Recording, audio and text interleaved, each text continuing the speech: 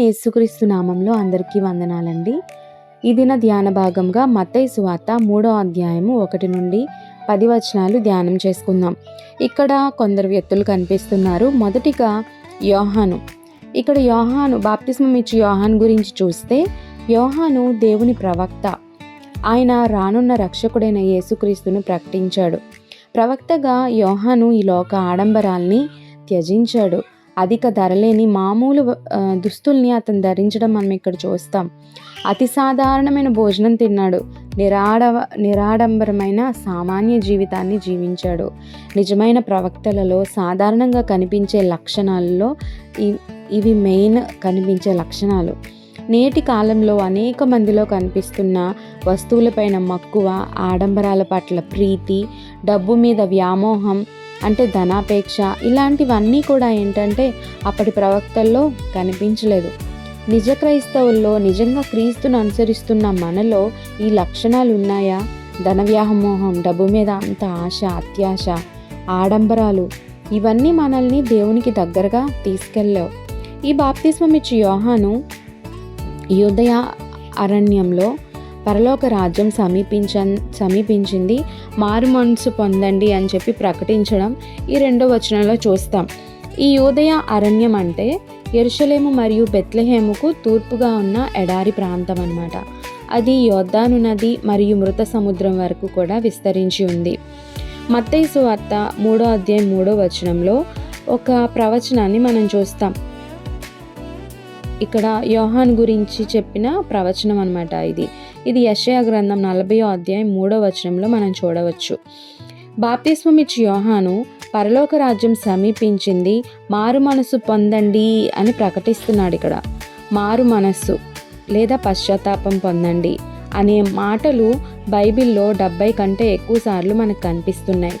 మారు మనస్సు అంటే మనస్సు మరియు హృదయం పూర్తిగా మారడం, దానివల్ల మన ప్రవర్తనలో మార్పు కనిపించడం, అలాగే చెడు తలంపుల నుండి, చెడు క్రియల నుండి దేవుని వైపుకు తిరిగి ఆయన వాక్కును, ఆయన చిత్తాన్ని మన జీవనానికి ఒక సూత్రంగా స్వీకరించడం అన్నమాట.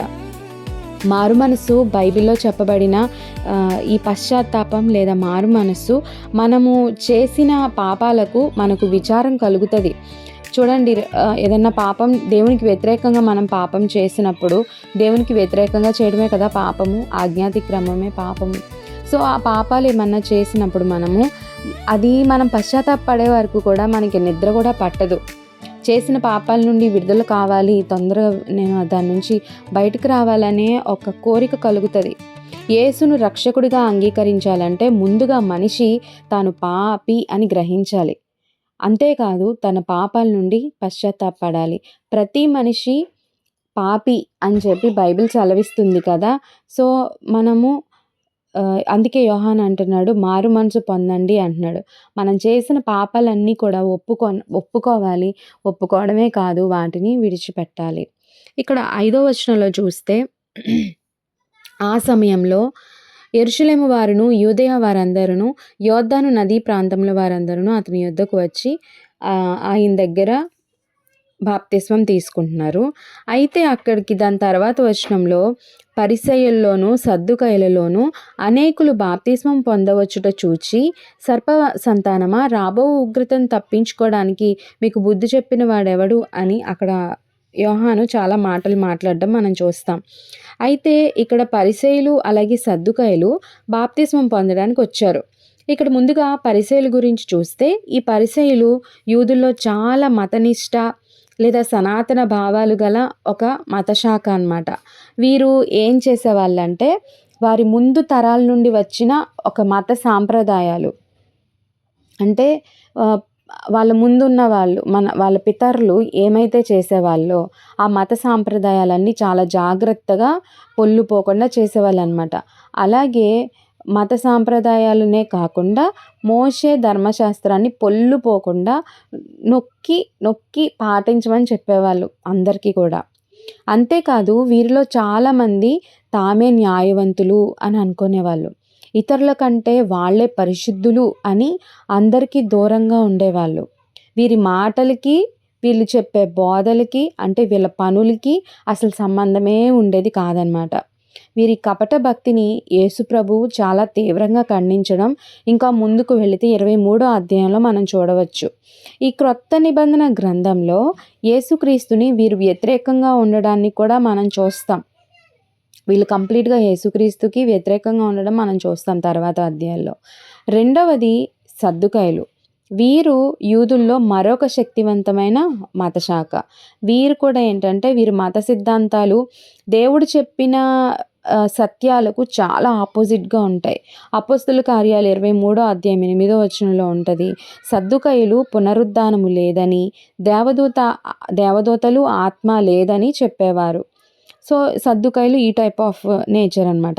యేసు ప్రభు కాలంలో వీళ్ళు ఆరాధనాధికారాలు నిర్వహిస్తూ ఉండేవాళ్ళు చర్చ్‌లో. వాళ్ళ ఆరాధనా ప్లేస్‌లో. కానీ వారి మనస్సులో మాత్రం దేవునికి కొంచెం కూడా ప్లేస్ ఇచ్చేవాళ్ళు కాదు. దేవుని కంటే కూడా, దేవుని విషయాల కంటే కూడా ఇహలోక విషయాలకే ఎక్కువ స్థానం ఇచ్చేవాళ్ళు ఈ సద్దుకాయలు. యోహాను పరిసయ్యుల్ని, సద్దుకాయల్ని సర్పసంతానమా అని అనడానికి కారణం ఇదే.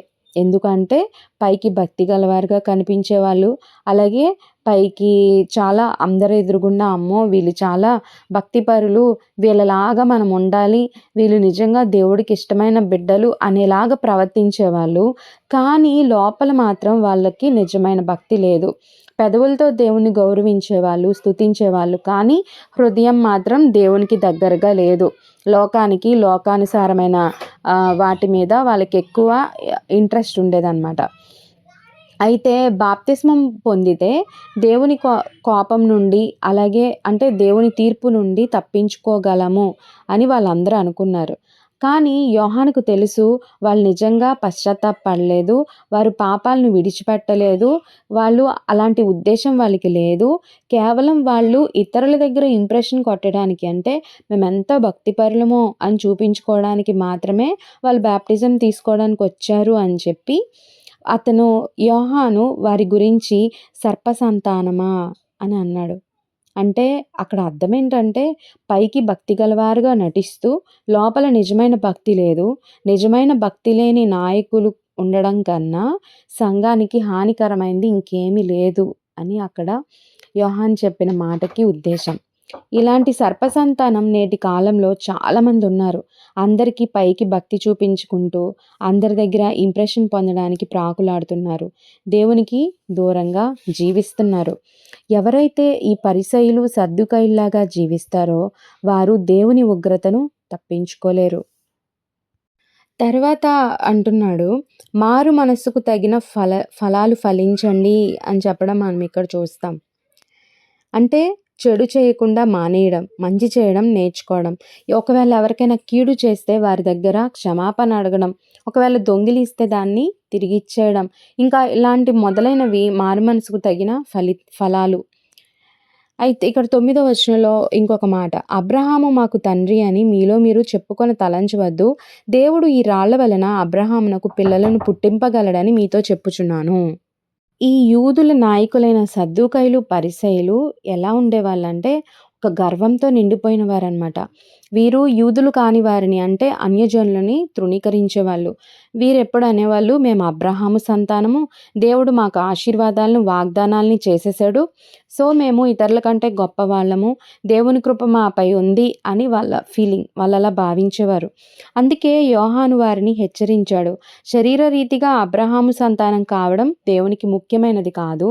ఆదికాండం 2వ అధ్యాయం 7వ వచనంలో ఉన్న రీతిగా దేవుడు నేలమంటితో మొదట మనిషిని సృష్టించినట్లు రాళ్లతో కూడా అబ్రహాంకి సంతానాన్ని సృష్టించగలడు అని. దేవునికి ముఖ్యమైనది ఏంటంటే శరీరానుసారంగా నేను క్రైస్తవుడిని, నేను క్రైస్తవురాలిని అని చెప్పుకోవడం కాదు.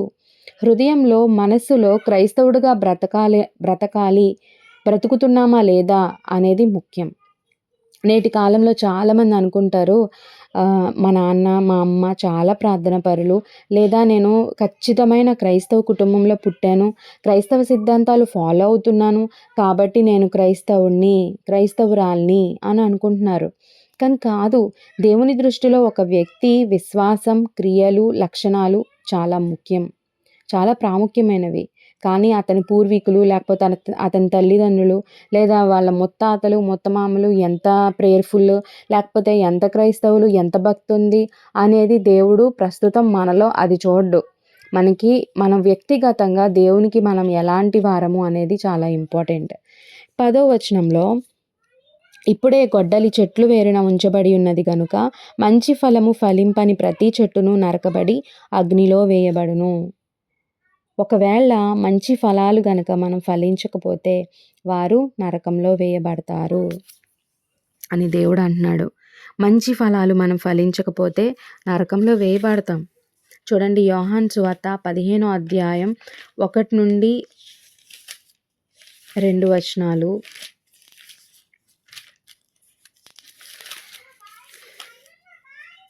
15వ అధ్యాయం 1 నుండి 2 వచనాలు. నేను నిజమైన ద్రాక్షవల్లిని, నా తండ్రి వ్యవసాయకుడు. నాలో ఫలింపని ప్రతి తీగను ఆయన తీసి పారవేయును. ఫలించు ప్రతి తీగె మరి ఎక్కువగా ఫలింపవలెనని దానిలో పనికిరాని తీగలను తీసివేయును. అలాగే 5, 6 వచనాలు చూస్తే, ద్రాక్షవల్లిని నేను, తీగలు మీరు. ఎవడు నా యందు నిలిచియుండునో, నేను ఎవని యందు నిలిచియుందునో వాడు బహుగా ఫలించును. నాకు వేరుగా ఉండి మీరేమీ చేయలేరు. ఎవడైనను నా యందు నిలిచియుండని ఎడల వాడు తీగ వెలె బయట పారవేయబడి ఎండిపోవును. మనుషులు అట్టి వాటిని పోగు చేసి అగ్నిలో పారవేతురు, అవి కాలిపోవును. చూడండి, ఎవరైతే యేసుప్రభులో నిలిచి ఉంటారో వాళ్ళే బహుగా ఫలిస్తారు. ఆ ఫలాలు మనకి రావాలి అని అంటే, చూడండి, మనం ఆత్మ ఫలాలు కూడా మనకి తెలుసు. ఎవరైతే దేవునిలో ఉంటారో వారిలో మాత్రమే ఆ ఫలాలు మనం చూడగలం. దేవునిలో నిలిచి ఉంటేనే ఆ ఫలాలు మనలో అవి రిఫ్లెక్ట్ అవుతాయి. దేవుడు ఎలాంటి వాడో, దేవుని యొక్క గుణగణాలు ఏంటో, దేవుడు ఏ విధంగా ఉన్నాడో అవన్నీ కూడా మనలో రిఫ్లెక్ట్ అవ్వాలి అని అంటే మనలో దేవుడు ఉండాలి, దేవుడిలో మనం నిలిచి ఉండాలి. అప్పుడే మనం ఫలించగలము అని దేవుని వాక్యం సెలవిస్తుంది. ఈరోజు మనం అలాంటి జీవితం మనం జీవించగలుగుతున్నామా? యోహాను వలె మనం ఉన్నామా? లేదా సద్దూకయ్యులు పరిసయ్యుల వలె మనం ఉన్నామా? ఇవన్నీ కూడా మనం జాగ్రత్తగా ఆలోచించుకోవాలి. మనం దేవునిలో ఫలిస్తూ ఉంటే దేవుడు మనల్ని ఇంకా ఫలింపజేస్తాడు. అటి కృప దేవుడు మనకి దయచేయునుగాక. చిన్న ప్రార్థన చేద్దాం. మహాగణుడా, మహోన్నతుడా, నీ ఘనమైన నామానికి స్తోత్రాలు, వందనాలు ప్రభా. ఇది నైనా మీరు మాతో మాట్లాడినందుకు మీకు వందనాలు. నైనా తండ్రి, యోహాను వలె నైనా తగ్గింపు జీవితాన్ని మాకు మీరు దయచేయండి. ప్రతి విషయంలోనూ తనకున్న నైనా తండ్రి ప్రభా, నైనా తను తినేది, నైనా అనుభవించింది అన్నీ కూడా అవన్నీ చాలా తక్కువైనవే, చాలా తక్కువ ఖరీదైనవే.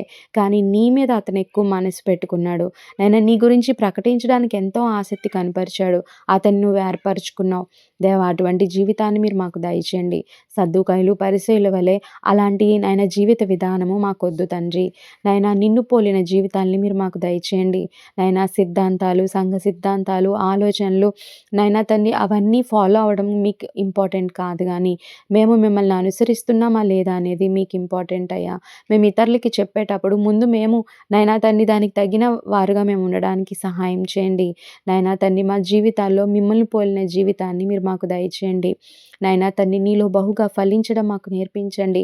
నైనా నీలో నిలిచి ఉండడానికి మాకు సహాయం చేయండి. నైనా తండ్రి ఎదురుగుండా ఉన్న నైనా తండ్రి వాటి గురించి మేము నైనా తండ్రి పడిపోకుండా, నైనా ఏ శోధనలో పడిపోకుండా తండ్రి, నైనా మమ్మల్ని మేము నిగ్రహించుకుంటూ నీ మార్గంలో, నీ వాక్యంలో ఎదగడానికి సహాయం చేయండి తండ్రి. అలాగే నైనా మారు మనసు, బాప్తిస్మము నైనా ఇలాంటివన్నీ కూడా నైనా మా జీవితంలో నైనా తండ్రి ప్రభా మీరు కంపల్సరీ రక్షించబడాలి, మారుమనసు పొందాలి అని చెప్పి మీరు మాకు ఇచ్చిన ఆజ్ఞలై ఉన్నాయి తండ్రి. అవి మేము నైనా తండ్రి నిర్లక్ష్యం చేస్తే మేము అగ్నిలో పారవేయబడతాం. నాయన మేము మారుమనసు పొందడానికి సహాయం చేయండి. ఎవరైతే మారుమనసు పొందలేదో నేను ఎవరైతే ప్రార్థిస్తున్నారో ప్రభా, ఎవరైతే రక్షణ లేదో ప్రభా, వారికి రక్షణ దయచేయండి తండ్రి.